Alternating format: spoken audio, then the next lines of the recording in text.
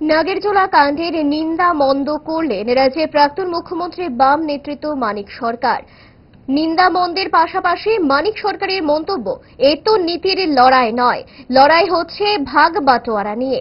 নাগেরজোলা কাণ্ডে কি ছিল মানিক সরকারের প্রতিক্রিয়া, দেখুন।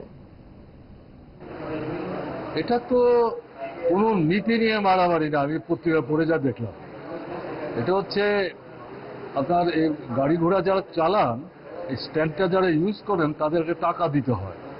বড় গাড়ি, বাজারি গাড়ি, ছোট গাড়ি, এই টাকাটা ওখানকার এই স্ট্যান্ডটা যারা দেখভাল করেন তাদের তহবিলে থাকে এবং এই টাকাটা দিয়ে এই স্ট্যান্ডের সামগ্রিক উন্নয়নমূলক কাজ তারা করবার চেষ্টা করেন। এবং তাতে কোনো কোনো সময় যদি শ্রমিকরা কেউ খুব অসুবিধায় পড়ে যান, আর্থিক সহযোগিতার দরকার হয়, চাইলে পরে অতীতে আমরা যা দেখেছি এখান থেকে তারা সাহায্য পেতেন। কিন্তু এই সময় যেটা দেখা যাচ্ছে কোনো সাহায্য পাচ্ছেন না। আমি সংবাদটা পড়তে গিয়ে দেখলাম এখানে পানীয় জলের ব্যবস্থা নেই।